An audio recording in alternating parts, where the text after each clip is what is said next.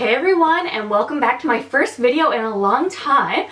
I was really excited to film this today, and it's a fall makeup look using the Anastasia Modern Renaissance palette, using some oranges, reds, and things like that, and I really like the way it came out. So if you'd like to see how I do this, it's completely full face makeup tutorial using this palette as well as a bunch of other products, then keep on watching.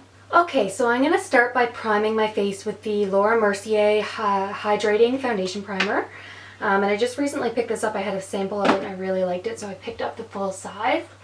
Next, I'm going to go in with a color corrector, cover up those tiny dark circles with a bit of orangish, peachish color corrector. I do have very pale skin, so the lighter the orange for me, that works. If you have, a darker skin tone, or if you have really bad under eye circles, then I would suggest going in with a more pigmented orange, a darker and deeper orange. I'm just going to blend that in with my beauty blender. And I'm also going to correct any redness I have on my face with a green corrector. I usually have some redness around my nose. This looks really silly. I have a pimple right here, and I usually have some redness on my chin as well. So now that I have my face primed and corrected in the areas that I wanted to correct, I'm going to go in with foundation, and today I'm going to be using the Sephora 10-Hour Wear Perfection Foundation. I've been using this one for months, and I like it better than the higher end foundations. I just continue to go back to it. One pump is usually okay, and then I'm just going to dot it all over my face. I'm going to blend it all in with my beauty blender.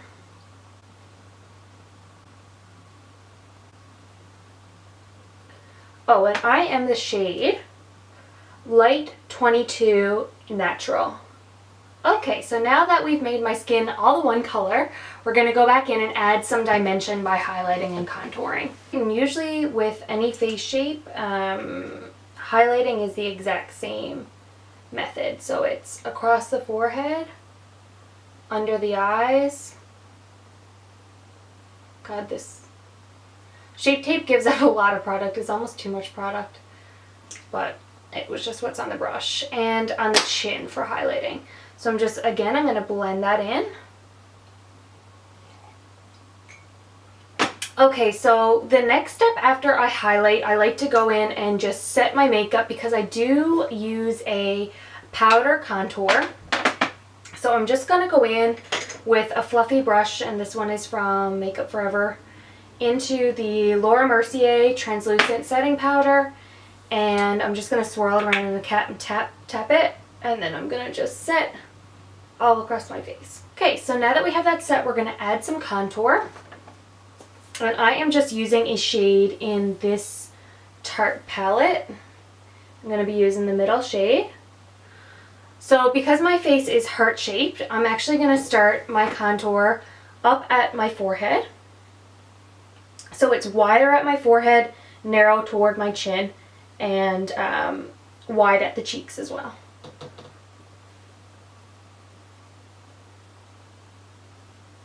So I'm going to take that down my forehead a little bit. Then I'm going to start with my cheek, starting about at the ear and coming down. You can follow the hollows of your cheeks if you want, but my hollows are actually a lot lower than my face shape is. So if I do this, I'll be contouring down on my lips, and that would look really weird. So if you ever like sucked in your cheeks and you're like, what if I put down contour, like that's weird, just go with what angle you like. So I like to just bring it up a little bit higher, and I go more like almost toward the end of my nose than I do toward the hollows of my cheeks. And if you do find that you're patchy anywhere, like on my forehead, I see in the viewfinder I'm a little bit patchy, I'm just going to go over that with the brush I use to set my face, just to blend out any edges. And with that little bit of translucent powder that's left on the brush, it should make that blend in a lot better. There we go. Okay, so next up is the eyes, and I'm going to be using the Modern Renaissance palette for this eye look today. And I wanted to use like some reds and oranges for a bit of a fall look. So I'm going to start first by priming my eyes with a concealer. And this is a pretty heavy duty concealer. It's the Tarte Full Coverage and Creaseless Concealer. You can get this at Sephora. It's called Maracujá Creaseless Concealer. So I like to just put a little bit of that on the back of my hand and then just using my finger prime my eyelids. And I like to use this like a full coverage concealer for my eyelids because where I am so pale, I have veins and things like that in my eyelids. So if I don't cover that up, then the veins and stuff show through and my eyeshadow doesn't look as blended and it looks all patchy and like there's blue veins like that aren't supposed to be there. So I really like to use a full coverage concealer. And now again, I'm just going to set that with the Laura Mercier powder again. And priming and setting your eyeshadow is really key. If you're having trouble with blending, don't skip this step. Alright, so using the Modern Renaissance palette, I am first going to go in with a transition color, and that's going to be this, it's called Golden Ochre. Wow, the camera's flipped, sorry. It's called Golden Ochre, and it's this yellow color here. It's weird looking in the viewfinder, okay? And I'm just going to place that with a fluffy brush right in my crease. Just going back and forth in windshield wiper motions. Next, I'm going to go down onto the lid with burnt orange. I'm going to be using this flat brush for that. Again, just get it on there and then you can blend it out after. Now I'm just going to take a little bit more of a precise blending brush from MAC. It's not as fluffy. And I'm just going to just on the top of the lid there, just blend that to make sure there's no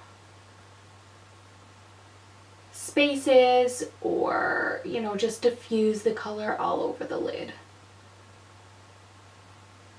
Next I'm going to be taking red ochre and I'm going to put this color in the crease. And I'm going to do that using a MAC 217 brush. Just going to place that right in the crease, being a little more precise than I was with that transition color at first. Okay, now I'm just going to go in with a clean blending brush and just kind of buff all that out, what I just did, just up top so there's no harsh lines.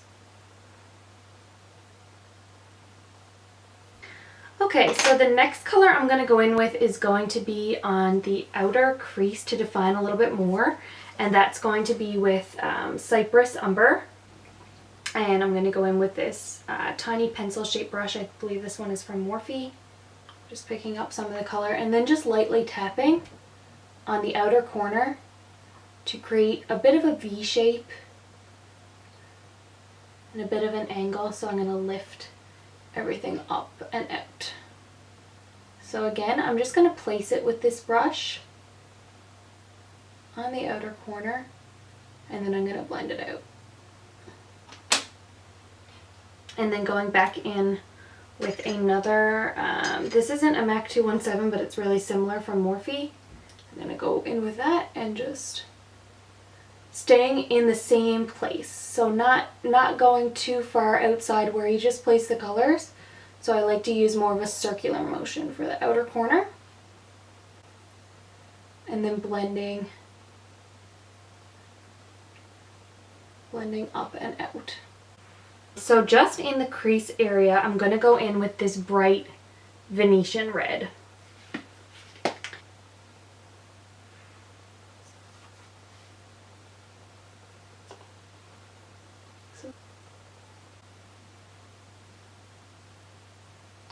And of course, we're going to go in again. This is a brush I used early on a red color and blend that.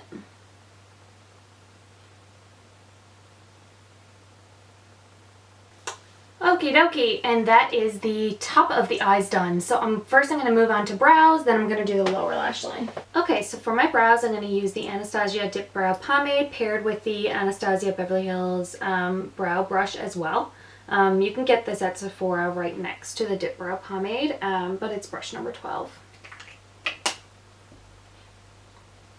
So just, I have to bring my mirror a little bit closer, so I'm just going to first brush them out, shape them, you know, how I want them. So I usually just brush up and down.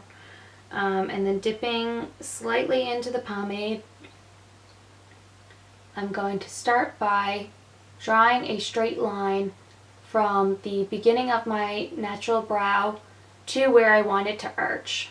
Then I'm going to make another line at the beginning of where my brow should be. So it's a little further back than I would like it. It should go straight up from your nose. So I'm just going to add a little bit more and extend it out just slightly using a very light hand to make a line.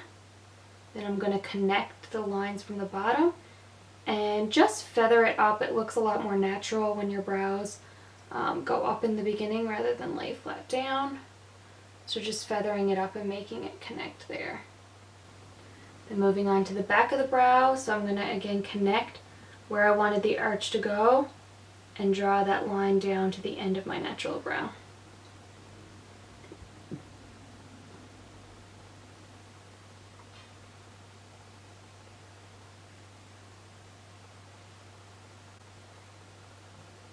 And there you go, the difference in one brow to the other. Okay, so now I'm going to move on to my bottom lash line. I'm going to go in with a small flat brush. I don't even know what this is. It's like old and from Smashbox, but it's just like a little flat brush, and I just like how precise it is. For a while, you can also use something like a pencil brush, and I was using that for a while, but I just found it dragged it down a little bit too far for my eye shape. So I like to use this one. So I am going to go in with my transition shade, and this will really help guide me to how dark I need to make this. And basically when I do my lower lash line, I just like to use you know, some colors that I've used in the top and just go by how it begins to look and begins to fall in place. So I always like to use my transition color just to, again, use as a guideline. Then I'm going to go in with the lid color, which was burnt orange. And always going from the lightest colors to the darkest. Then I am going to go in with red ochre.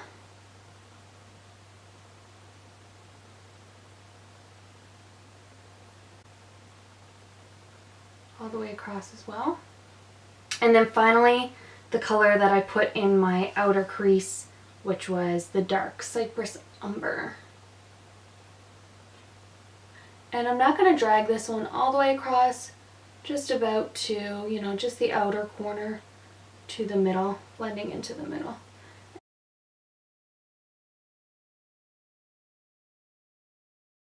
The lip color that I'm using today is very boring, and it's Crush by Anastasia, and it's my absolute favorite color. I actually, truthfully, just tried on 2 other ones, filmed me putting them on, and didn't like either one of it. I wanted something to pick up the reds and the pinks that are in my eyeshadow, so I'm going to choose this neutrally pinky shade.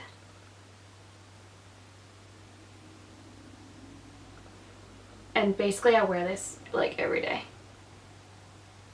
And that's it for the finished fall makeup tutorial, minus the very nudie pink lip that I chose, but you could definitely darken this up with a reddish pink or a reddish orange or darker or whatever you want to do. But yeah, this look with the Modern Renaissance palette, I absolutely love it. I really like how it came out. And if you have any questions about the products used or anything at all, leave it in the comments or send me a message. And I hope you have a great day.